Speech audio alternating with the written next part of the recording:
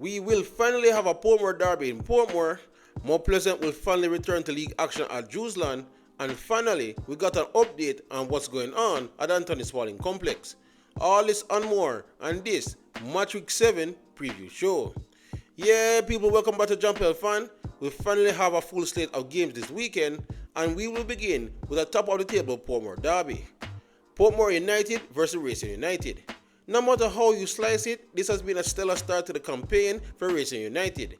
They currently sit second in the table and is already considered one of the most dangerous teams in the league. But that doesn't mean it has been all smooth sailing. Racing has drawn their last two league games, and on both occasions they even failed to score.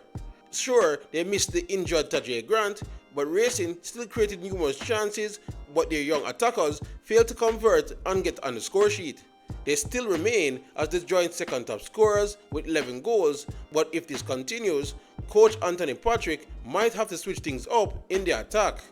So maybe they're visiting their next opponents at the worst possible time. When you think about Portmore United nowadays, you think defense. And this season is no different, as there are already the meanest defense in the league, only conceding 3 goals, and get this, all those 3 goals came in one match against Capital Maroons. So they managed to shut out 5 other opponents so far in the league. Of course, Portmore's 0-0 result against Molynes in their last match was also a reminder that their attack also needs some firepower. As for the recent head-to-head record between these two teams, Portmore edged last season's 3-game series with a 1 win and 2 draws. This match will also be the first at Fernita Park this season, so this one should not be missed when Portmore United hosts Racing United 3 p.m. this Sunday. Chapter Maroons versus Montego Bay United. The current league leaders are Montego Bay United, and after witnessing their dismantling of Spanish Town Police FC last week, who can argue they don't deserve to be there? But they have to keep it going, and the last time they went on the road, they showed that they aren't unbeatable.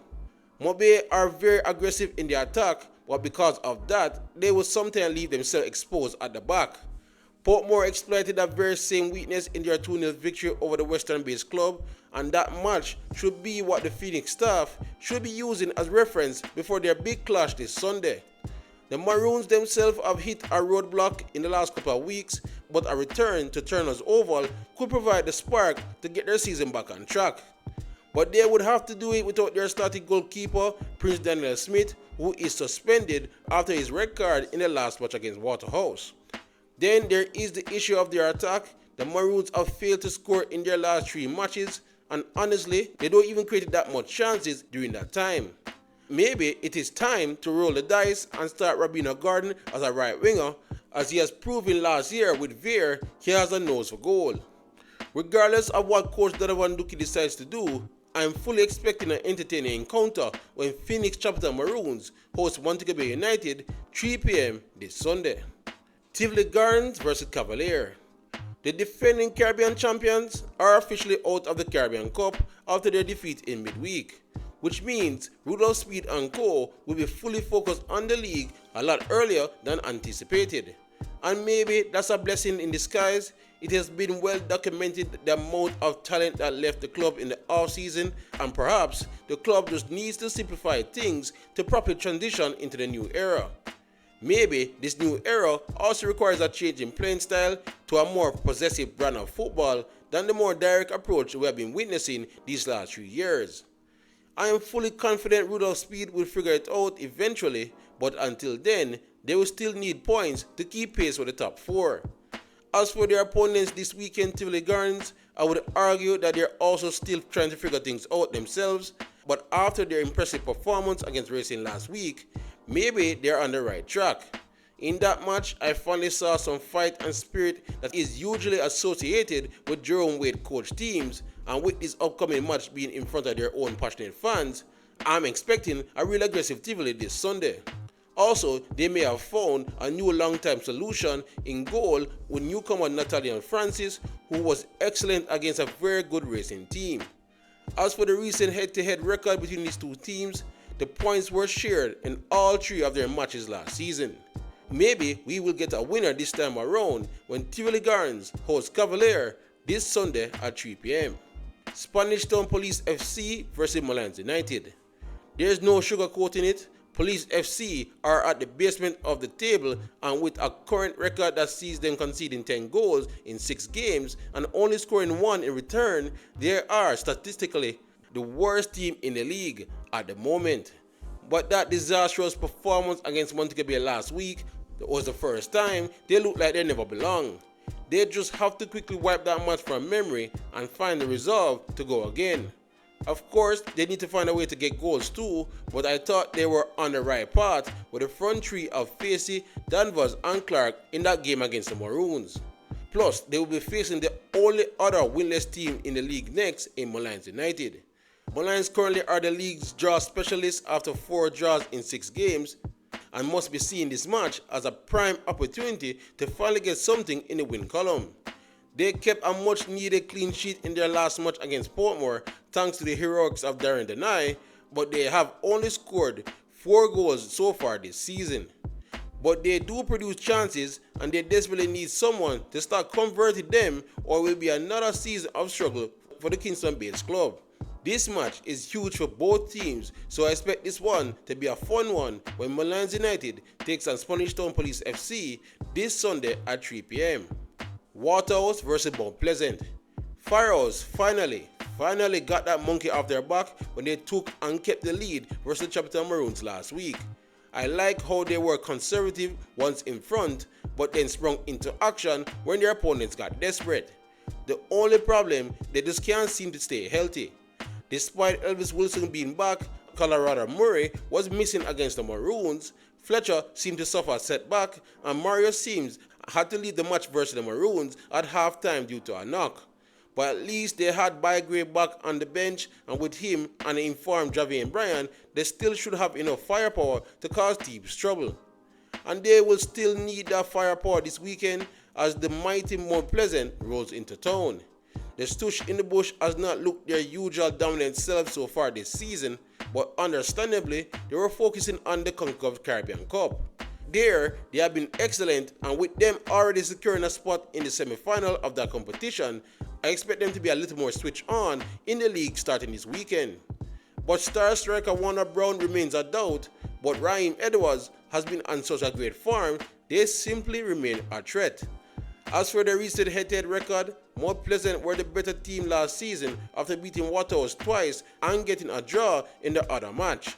So this game might be the best match of the 7th round, so we will all should tune in when Waterhouse hosts Mount Pleasant 5:30 p.m. this Sunday. Harbour versus Dunbeholden.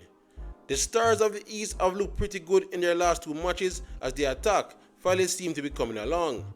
The form of both Rowan Brown and Trayvon Reed are a major reason for the turnaround, of course, but the entire team has looked a bit sharper since the start of the season. And yet, they would have been bitterly disappointed that they only came away with a point against Treasure Beach last week, especially after taking the lead, and will know they have to beat the teams around them to avoid another season of relegation battle. That starts with their next opponent, Dunbeholden, who themselves are settled down and formed an identity under new head coach Damian Gordon. Look for them to consistently go direct, and it seems Gordon has abandoned all hope of playing both Nicholas Nelson and Stephen Barnett as a pair up front.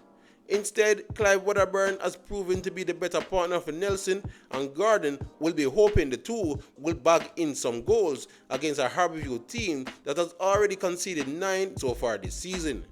As for their head-to-head record from last season, Harbour edged things with 2 wins to Dunbeholden's 1. This game will be an interesting clash of styles when Harbour takes on Dunbeholden in the first game of the Monday doubleheader. Arnett Gardens versus Treasure Beach. Speaking of Treasure Beach, they showed great grit to hold on for a point in the end against Harbour last week.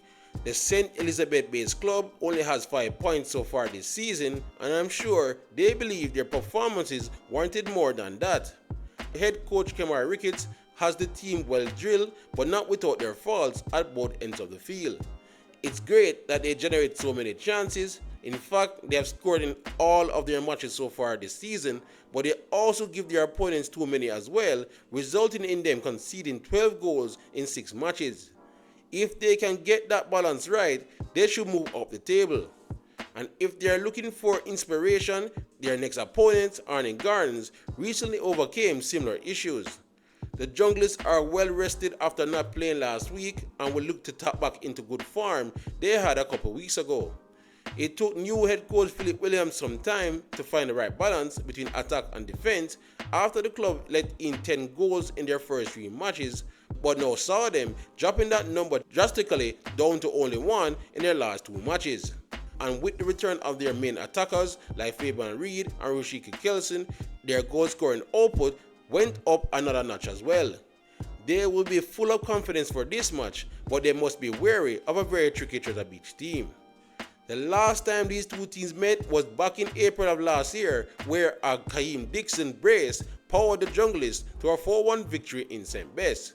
Will we see a similar outcome this time around? We will have to tune in to find out when Arnett Gardens take on Treasure Beach this Monday night. So that's match week 7 in a nutshell, but before my predictions, here's the local news. Well, speaking of Arnett Gardens, the Junglers has not played any matches in the jungle so far this season, and it's for good reason. Their home ground, the Anthony Spaulding complex, is currently wrapping up a $50 million sprucing up that will include the installation of solar panels, new roofing for the VIP section, as well as a new lick of paint to the stands. These renovations are set to be completed in the coming weeks, and when reopened, it will then be called the J. Ray and Nephew Anthony Spaulding Sports Complex. Jamaica's oldest registered company is not stopping there, as they will also lend a similar financial hand to Portmore's Furnita Park. Now, onto another established Jamaican company, as this past Wednesday, the PFJL and VMBS announced a 1-year extension to their existing partnership, which will now take it to 4 years. This extension keeps them on board as a league sponsor, as well as keep the brand and the kits of Harbour Football Club. And finally, there will be a major executive change at Tivoli Gardens, as longtime club president Anne-Marie Dawn Heron has tendered her resignation from the post, according to reports. Ms. Heron has been associated with the club for over 35 years and was a prominent figure there since the late great Edward Siaga stepped down as club president.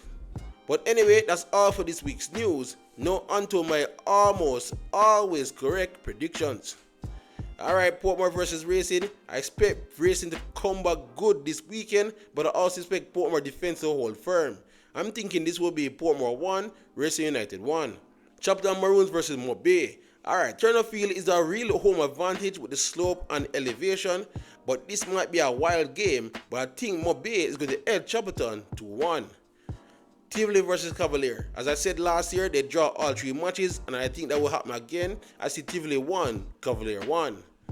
Alright, Police versus Molynes. Man, this must be Police's best chance to get a victory, but I think Molynes will get their first victory of the season by winning out 2-1. Waterhouse versus Mount Pleasant. This is probably the hardest game to call this weekend. Waterhouse look a bit better in their last game, while Mount Pleasant, well, are simply the superpowers of the league. I'm thinking Mount Pleasant might edge this one as well, 2-1 on the road. Harbour versus Dunbeholden. A bit tricky as well. Harbour are playing much better, but so are Dunbeholden. I'm going to be safe and say this is a 1-1 draw. Arnett Gardens versus Treasure Beach. Treasure Beach are a much better team than their record shows, but Arnett, they seem to be at a different level at the moment. Arnett will also win this one by, you guessed it, another 2-1 victory. But anyway, guys, that's my predictions. A lot of 2-1s in there, but let me know in the comment section below what will happen this week. Otherwise, please like, subscribe and share as we look to keep you all up to date on everything on the JPL leading up to the final in May. Otherwise, with great JPL content, you're already at the right place. JPL fan. YouTube, pick up yourself.